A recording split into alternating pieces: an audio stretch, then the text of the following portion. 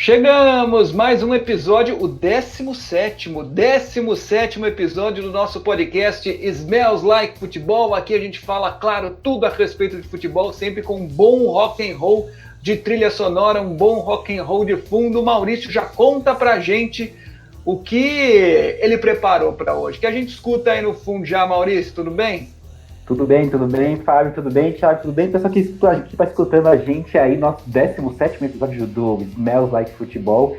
E hoje nós trouxemos mais uma banda escocesa, porque nós trouxemos aí uns episódios atrás o Teenage Fanclub, né?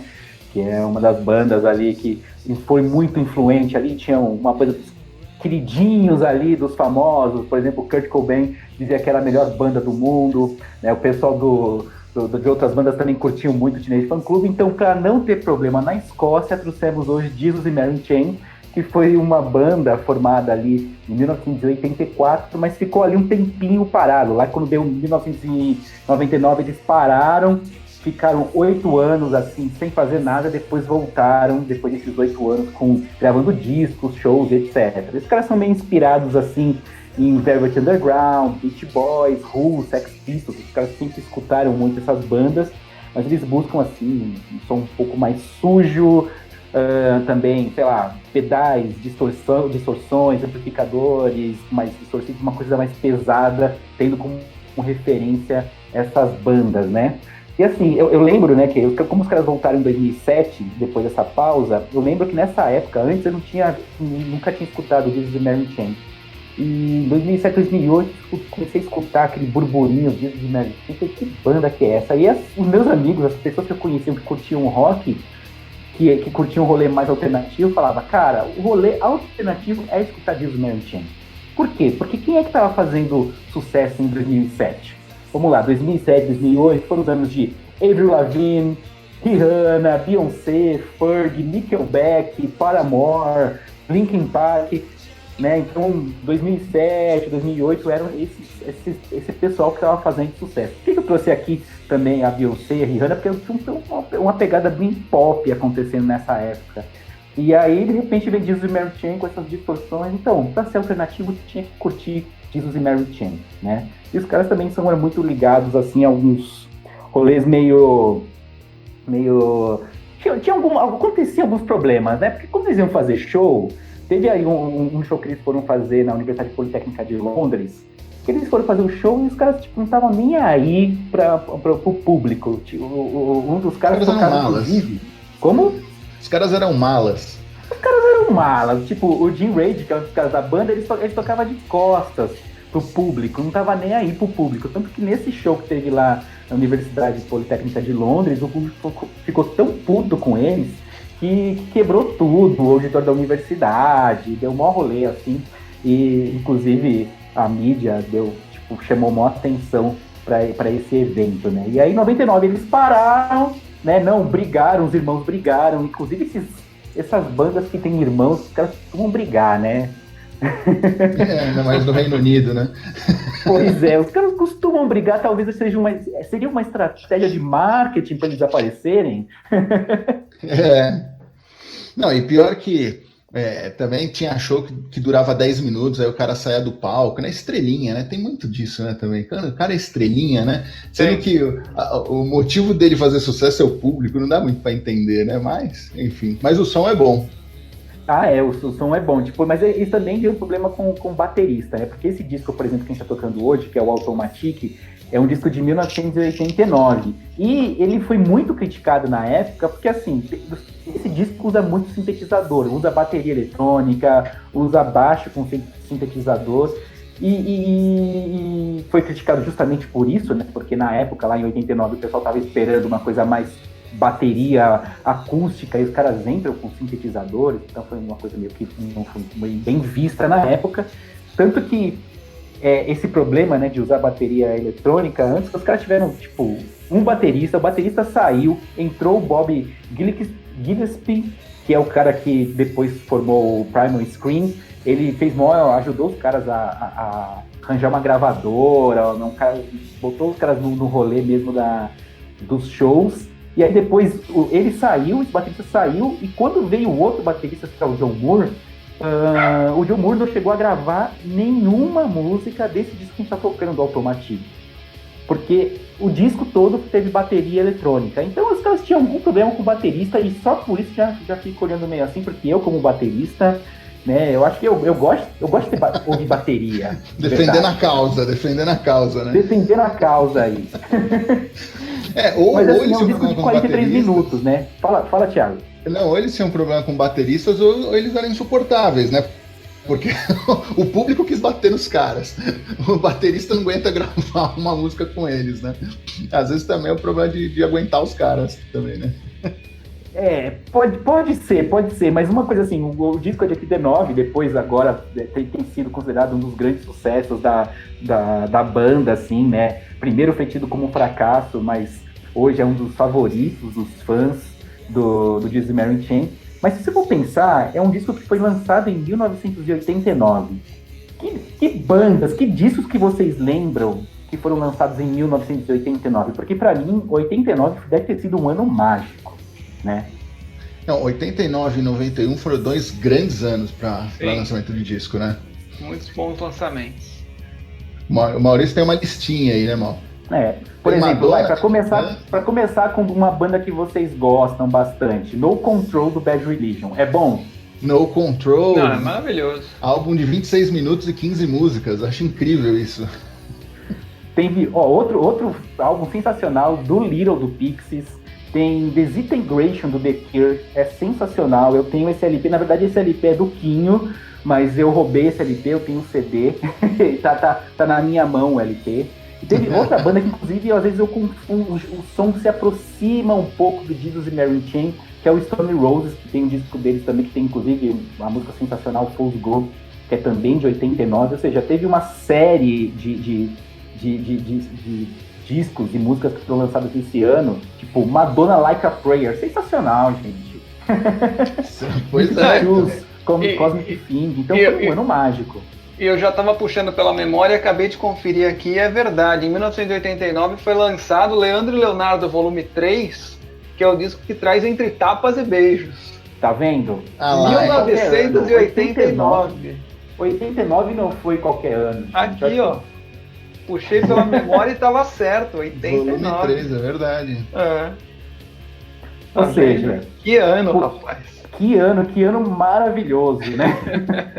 Bom, vamos escutar, temos aí um pouquinho mais de 43 minutos para curtir o Jesus e Mary Chain. Muito legal, boa pedida, boa escolha para hoje. Vamos falar de futebol?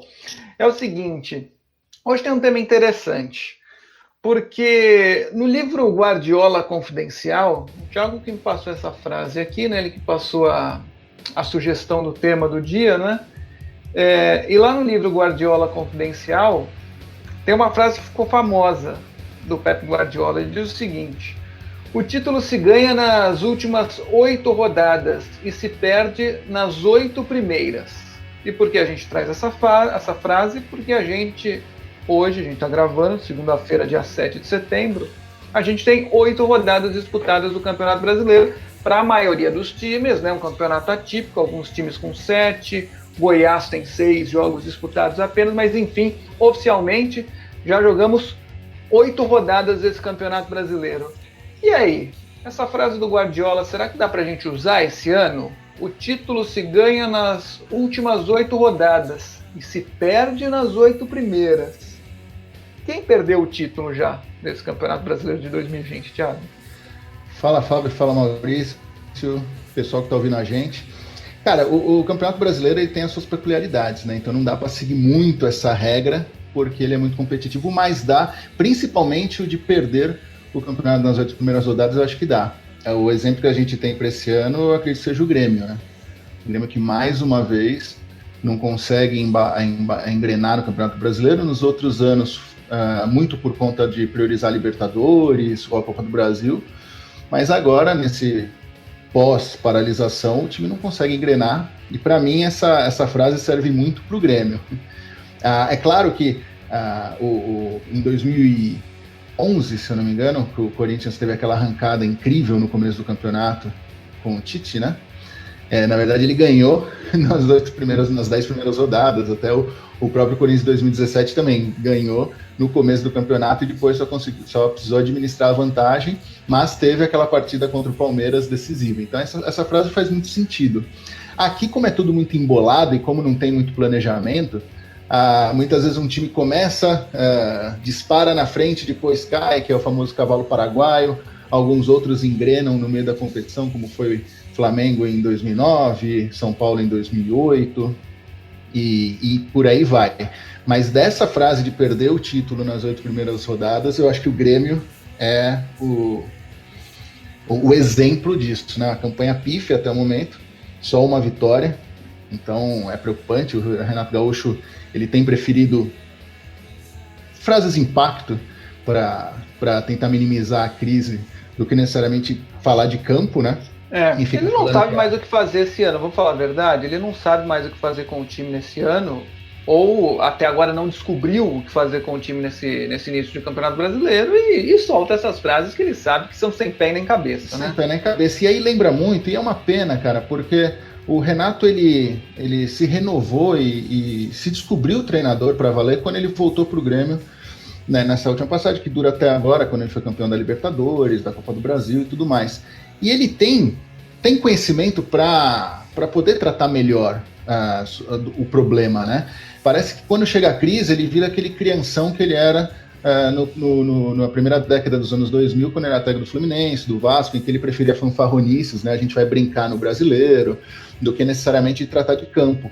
E aí ele começa com essas frases, mas o torcedor eu acho que já quer mais resultado, porque o Grêmio tem vivido ou de Supercopa, que é um confronto apenas, né? Ou o Campeonato Gaúcho, o Campeonato Brasileiro, que o Grêmio simplesmente abre mão em todos os anos, e esse ano provavelmente não vai ser diferente, porque você já percebe uma distância de quase 10 pontos para o primeiro colocado em 7, 8 partidas.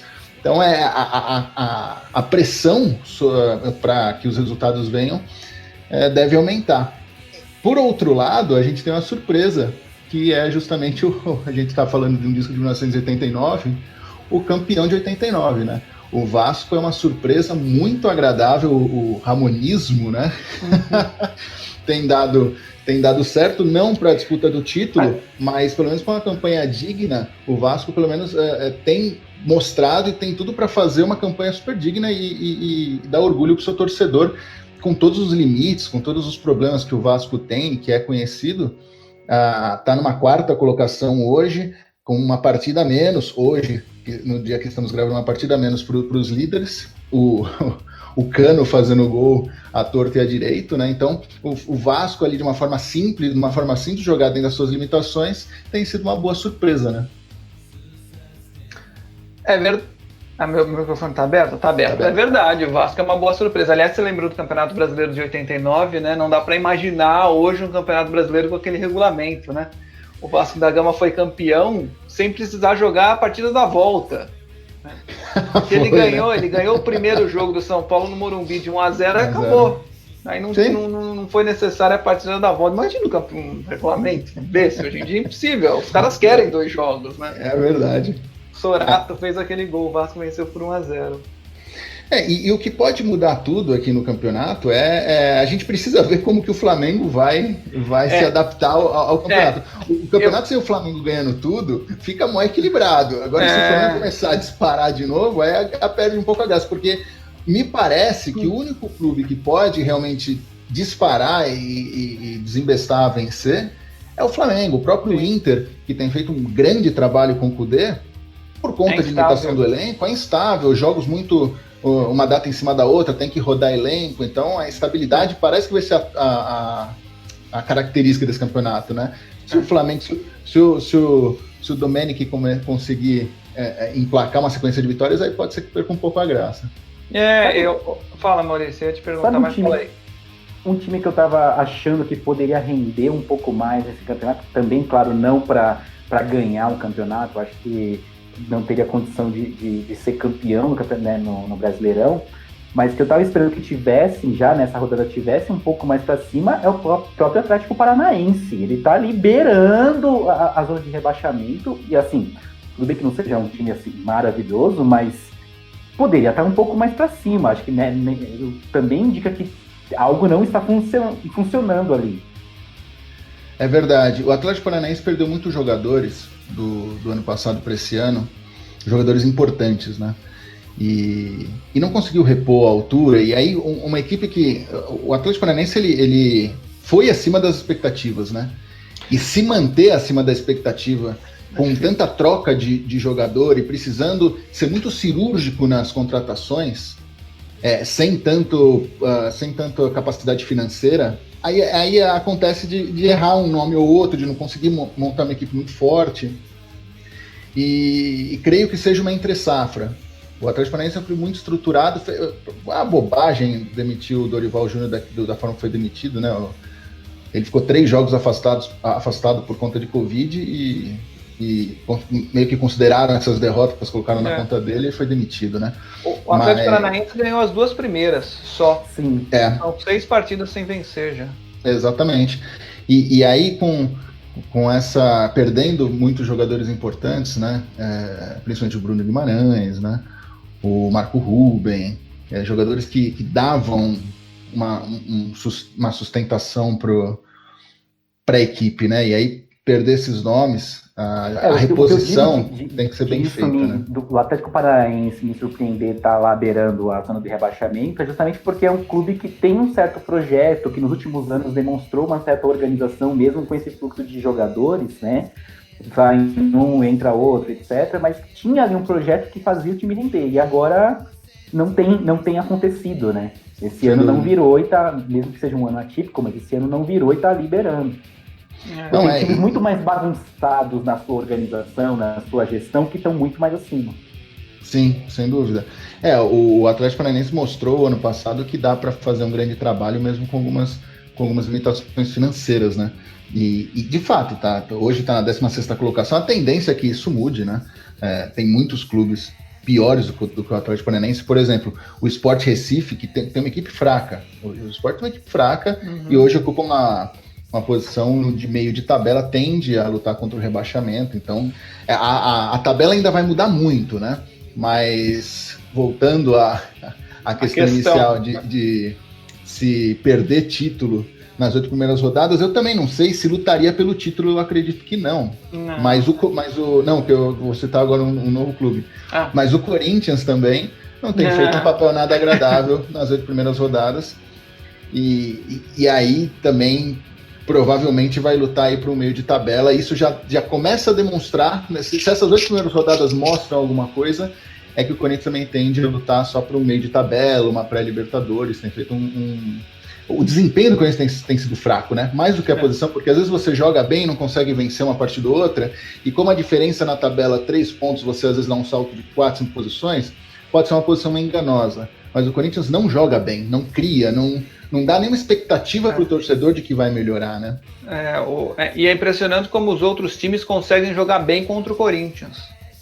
Parece uma piada, mas não é. O Corinthians não consegue se impor, e todo mundo que enfrenta o Corinthians faz talvez a melhor partida do campeonato, ou estou exagerando um pouco, mas mostra um futebol razoável de ser assistido, né? Porque o Corinthians proporciona isso ao adversário.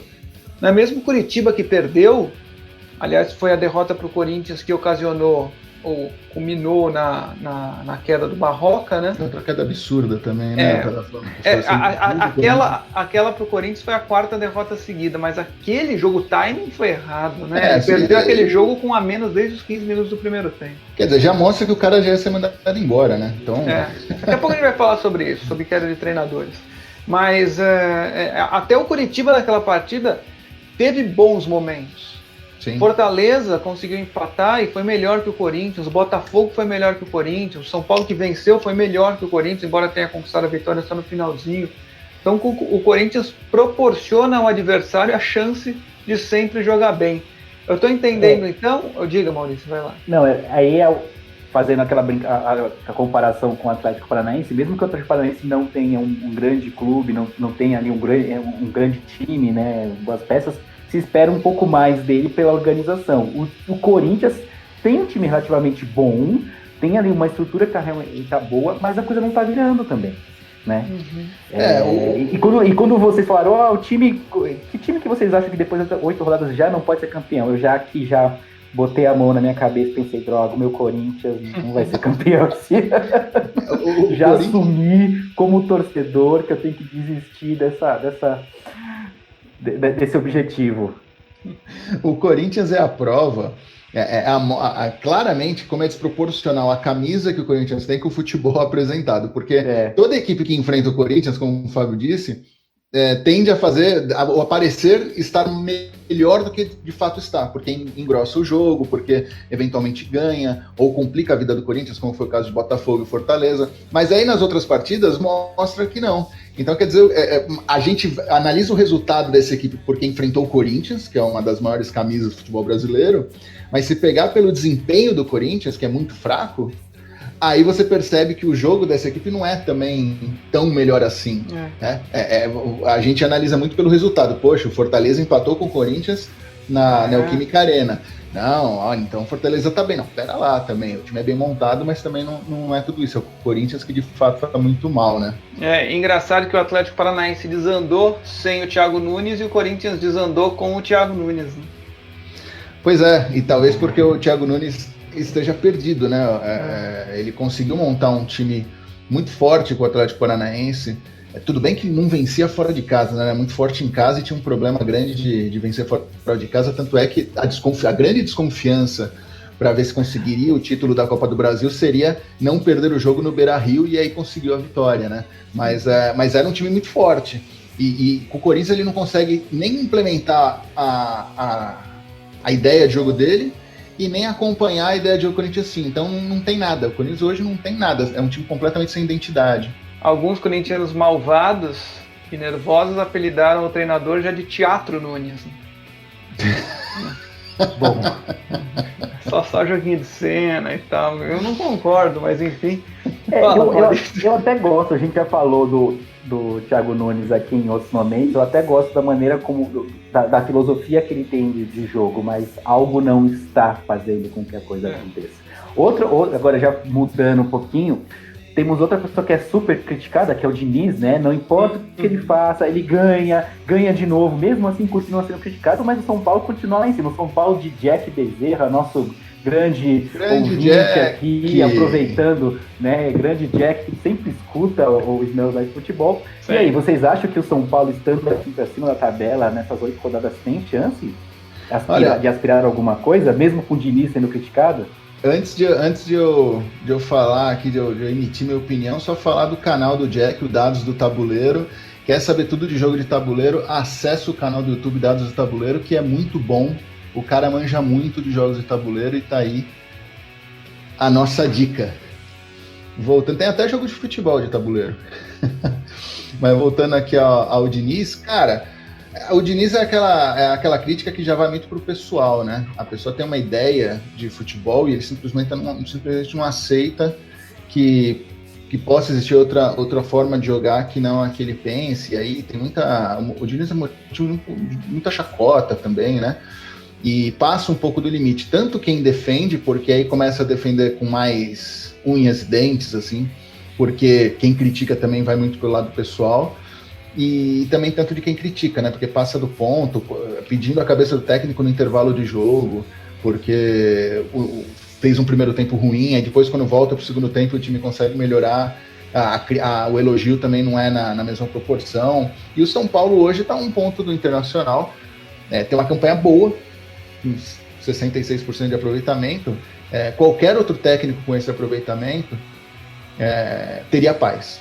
Mas o Diniz vai ter que se provar a cada jogo e vai ser assim. É impossível a gente imaginar que isso vai mudar. O que é lamentável. É lamentável porque você analisa... Você já... No Brasil, todo técnico uma hora vai ser demitido. Isso acontece com 99% dos treinadores. O Diniz, ele já entra com as pessoas falando que ele vai ser demitido. Aí uma hora ele é demitido e fala, tá vendo? Não falei? Olha lá, falei que uma hora ele ia ser demitido. Falei que não ia dar certo. Falei que não ia dar certo. O pessoal fica vários meses. O Thiago Nunes falou algo semelhante na entrevista coletiva, né? Ele disse que há boatos de que ele vai cair desde janeiro. Então uma hora vão acertar. É claro que com ele, o time está muito abaixo do esperado. Mas, de certa forma, é verdade. Os boatos de demissão vêm mais de alguns veículos e das redes sociais do que propriamente dentro do Corinthians. Mas com o Diniz, chega a ser até maldoso em alguns momentos as críticas ao trabalho do cara.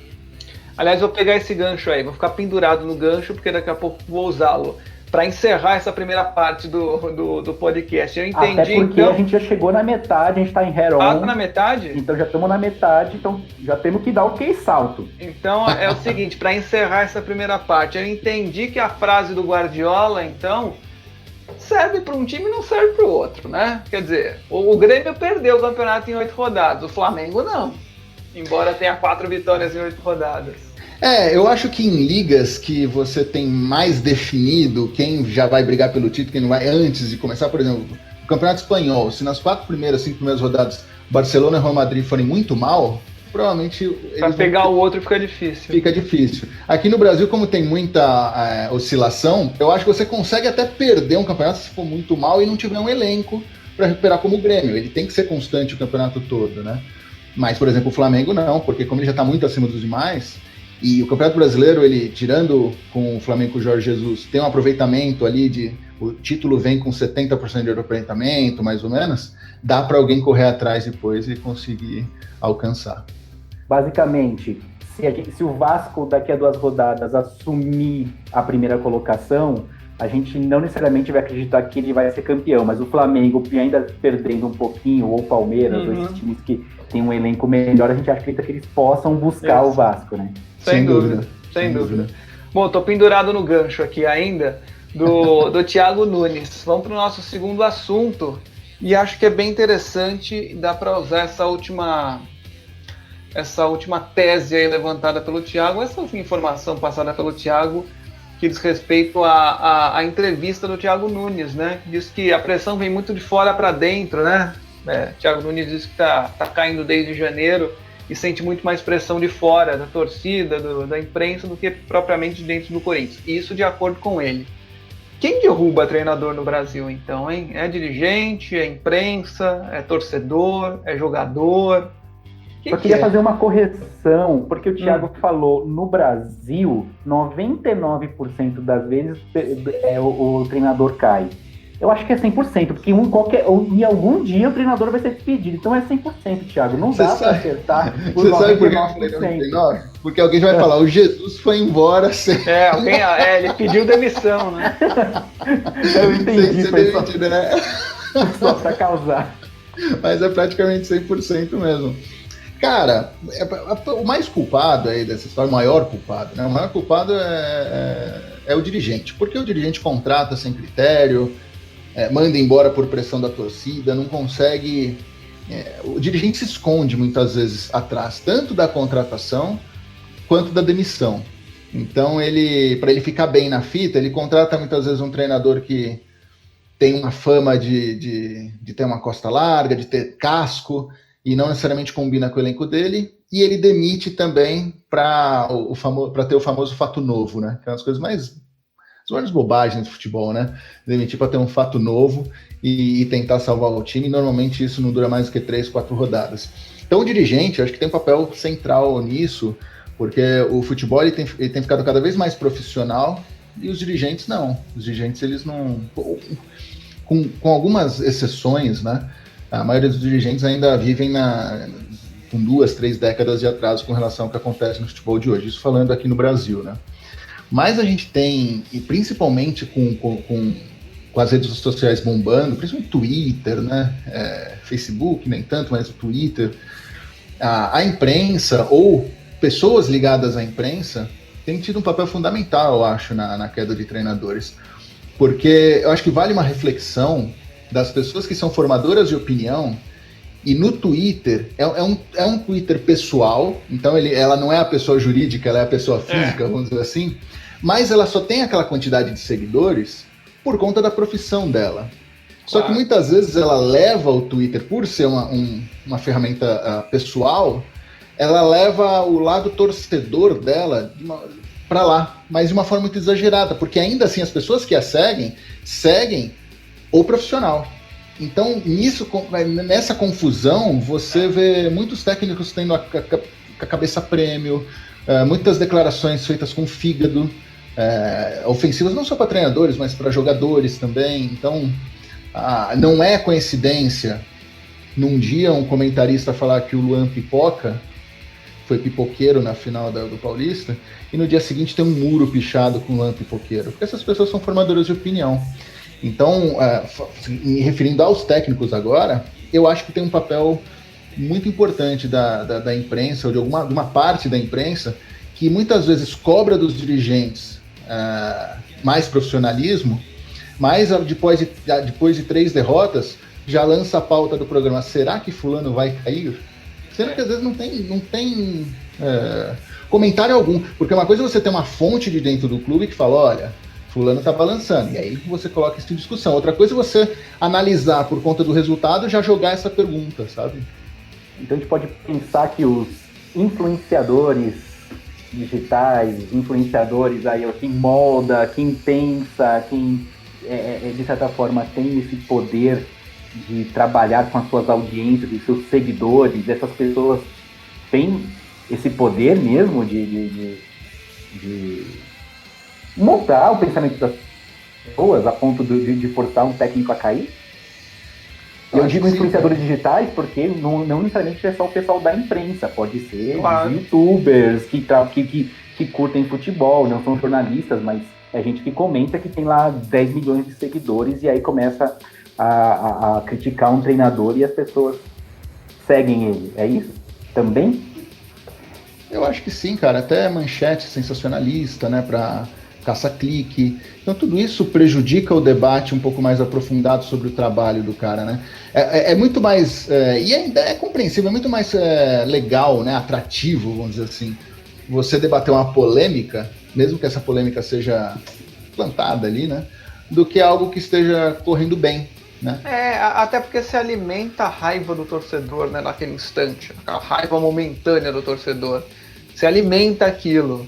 E aí gera muito mais repercussão, claro. Eu não entendo também isso.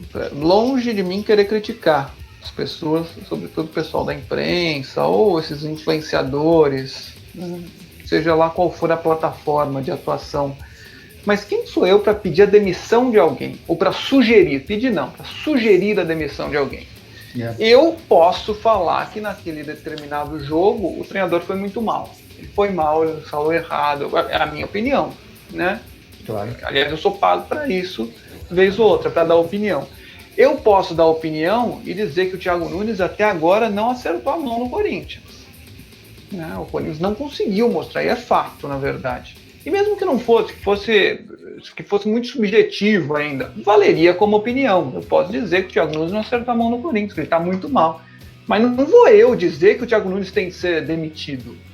Eu acho isso absolutamente antiético. A gente esquece, né, que o cara trabalha no futebol, né? O futebol é um gerador de emprego como qualquer outro, né? O clube, se não é uma empresa, né, a maioria deveria ser administrado como uma empresa, mas não é. Mas o clube é um empregador. Por que eu vou meter o bedelho lá, né, na administração do clube? Vou sugerir a demissão de alguém? O cara tá ganhando o salário dele, tá sustentando a família dele. Eu não posso sugerir a demissão de ninguém. Eu posso dar opinião a respeito do trabalho dele. Mas daí a sugerir a demissão, eu acho que tem um caminho muito longo, é muito complicado. Você pode até falar que, olha, eu não vejo perspectivas do time melhorar o desempenho, pelo que tem apresentado agora, mas quando você começa a criticar, às vezes a pessoa não fala, não, fulano tem de cair, mas quando você começa a fazer as críticas você percebe que as críticas são muito veementes. Esse time não joga nada, esse time é isso aí, mais uma vez o professor Pardal inventa. Você está pedindo a demissão do cara? Porque você está jogando os torcedores contra também o trabalho do cara. Você pode criticar a escolha baseada em argumentos, em visões de futebol, sempre com um argumento que explique. Mas o que a gente vê muito, principalmente porque o Twitter tem um limite de caracteres, é só a crítica. O argumento da crítica fica para segundo plano. Assim como as manchetes sensacionalistas. Mas você acha que, por exemplo... Diga, Maurício, o que você ia falar? Não, eu estou pensando que talvez a perspectiva que as pessoas têm com seus clubes, por exemplo, e comentar, inclusive, pedir a demissão e tudo mais, ou criticar esse ponto, é porque elas têm uma relação muito mais como se fosse... Muito mais como se o clube fosse uma coisa pública, tipo uma prefeitura, do que necessariamente uma empresa privada. Sim. Então você tem ali uma perspectiva de, por exemplo, você tem um prefeito da sua cidade, aí esse prefeito, ele não está gerenciando a cidade, ele não está trazendo a Câmara dos Deputados, os vereadores, etc., nos diferentes poderes, eles não estão tendo ações que você concorda. Então isso faz com que você peça que esse prefeito saia, que esse governador saia, que você critique, porque acha que ele não está representando você como deveria, né? Então talvez as pessoas sintam muito mais como se fosse uma relação de poder público, né, de uma coisa pública, do que necessariamente como uma empresa privada. Por isso que elas se sentem à vontade para pedir o impeachment do técnico. Pode ser. Isso é verdade. Acho que o torcedor pode fazer essa confusão. Isso é papel do torcedor, né, cara? Quando o influenciador ou o jornalista torcedor age como torcedor, as pessoas que estão seguindo ele por conta do jornalista que é. Então, por exemplo, teve um tweet do Domênico Torrent, no intervalo de uma das partidas, quando o Flamengo ainda estava... Você aportuguesou o nome dele, né? Pronto. Quando ele... Virou Domênico. Eu falei Domênico, né? É verdade. Eu fiquei pensando, Domenech. quem é esse cara? Aportuguesou é Domênico, vai. Domenic, né? Domenic Torrent. Quando ele ainda não tinha engatado a sequência de vitórias pro Flamengo, teve jornalista comentando, ele tem que ser demitido no vestiário, no intervalo do jogo. Cara, isso é inadmissível, é uma falta de respeito. Tem que relevar uma hora ou outra. Mas assim, agora partindo... eu fui dar uma conferida aqui, por curiosidade, né? O Flamengo tem no Twitter 6.800.000 seguidores. O Flamengo, né? Instituição. A torcida do Flamengo no Brasil tem quantos milhões? 30 milhões, 40 milhões de torcedores? Por aí, né? É uma fatia tão grande, tão relevante assim? O problema maior é o quanto que as mídias sociais estão sendo relevantes na formação de opinião. No geral. É um canhão hoje em dia, né? Tanto pro bem quanto pro mal, e não só no futebol. Então as pessoas se deixam influenciar. Reverbera, né? Reverbera, porque uma manifestação de 50 pessoas na rua sendo retuitada por 1 milhão de pessoas, dá a impressão que o Brasil parou. Para você ver o alcance que tem, o Bruno Henrique, numa partida em que ele não passou a bola pro Gabigol e começaram a falar que eles não estão se dando bem e tudo mais, começou a ter críticas no Twitter por conta dessa jogada. O Bruno Henrique foi ao Twitter se desculpar. Foi. Não sei se foi Twitter ou Instagram agora, mas Instagram. enfim, nas redes sociais ele foi se desculpar por conta do lance. É inadmissível. As pessoas elas perdem os filtros, mas eu acho que se dá muita importância também pro que é postado lá, pro que é dito lá. Querem medir como se fosse um termômetro o que acontece nas redes sociais, mas as pessoas ficam muito mais valentes também nas redes sociais, né? A polêmica do VAR também, nas redes sociais, ela é catapultada, né? Então, é preciso tomar muito cuidado. E é preciso tomar muito cuidado com o que as pessoas escrevem. Hoje, tudo que você escreve reverbera, tudo que você fala na TV reverbera na rede social, que vai reverberar em outro lugar. É preciso as pessoas têm que ter mais responsabilidade com relação à análise do trabalho, porque senão, é o que eu sempre falo, as pessoas criticam os técnicos que não se atualizam, mas agem como agiam na década de 90. Então você comete os mesmos erros, só que cada um na sua área, ou cada um até na sua forma de ver futebol, não é só questão do jornalismo em si, mas para o torcedor também. Como é que o torcedor ele é movido pela emoção, então ele pode, vamos dizer assim, só não pode quando é um ódio gratuito, né? Porque a gente também tem que perceber que muitas vezes as pessoas usam essa questão, a possibilidade das redes sociais, né, ou desses canais de você não precisar passar por um canal de grande meio de comunicação para poder se expressar, e aí a gente entra pelos direitos que nós temos, né, direito da expressão, direito da comunicação, direito à informação, E as pessoas acham que podem dizer qualquer tudo pela liberdade de expressão. Inclusive falas de ódio, falas de acusação infundada, inclusive pedir a demissão de alguém. Então, as pessoas se sentem com tanta liberdade, em nome da liberdade de expressão, acham que pode dizer qualquer coisa também. Então, também tem que tomar cuidado com isso, porque você não pode dizer qualquer coisa se você agredir alguém, se você estiver falando mal de uma pessoa. Tem crimes, né? A gente tem crimes digitais por conta das redes sociais por conta disso. Então, a gente não pode falar qualquer coisa também. Não é porque é liberdade de expressão que a gente pode simplesmente vociferar.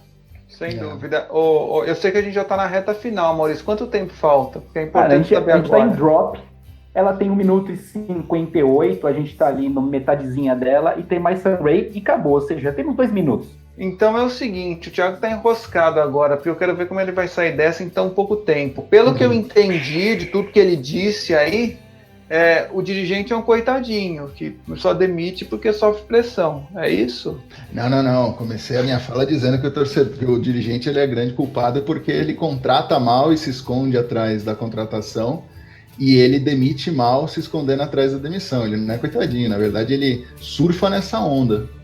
Um aproveitador barato. É um aproveitador barato, tá muito mais que um aproveitador barato, sem sombra de dúvidas.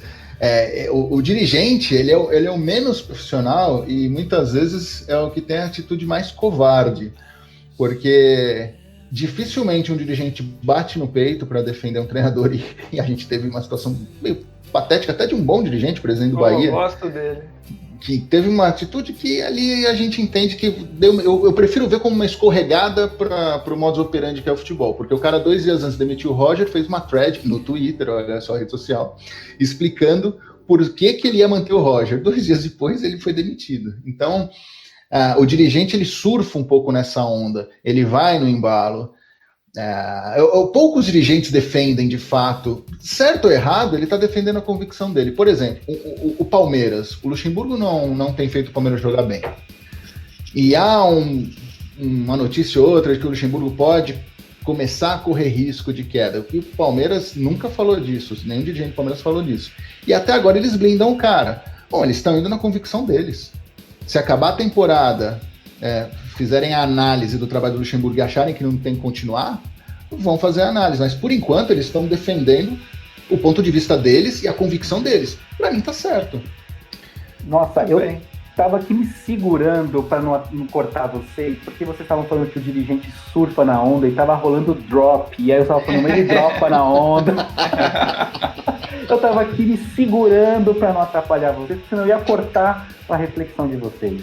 Mas a gente tem aqui, 30 segundos. Olha aí, Thiago foi bem então, hein? Achei que ele tivesse estourado o tempo. Não, tô ouvindo, de fundo ainda tá terminando. Não, é tempo para dizer tchau, então. Eu tô satisfeito, foi um bom debate, foi bacana. Mas você também acha que o dirigente é o mais aproveitador? Eu acho que a culpa maior é do dirigente, sem dúvida alguma. Sem dúvida alguma. Ele que tem o poder de demitir ou não, de contratar, de demitir, de fazer o projeto do clube. Se ele não faz isso, tem que aguentar a pressão. Se ele acredita no trabalho, tem que aguentar a pressão. Bancar o projeto. Mas também não acho que não deve demitir a custo nenhum. Não, tem que aguentar o cara. Não, se o cara é um mau profissional ou naquele momento não está exercendo a função da maneira que deveria exercer, demite, é um trabalho como qualquer outro. O problema meu trabalho, eu vou ser demitido. O problema é a forma de avaliar. Vamos esperar acabar o ano. O problema é a forma de avaliar. Exatamente. É isso. Vamos nessa? Vamos nessa. Valeu, gente. Até a próxima. Grande abraço. Falou. Tchau, tchau.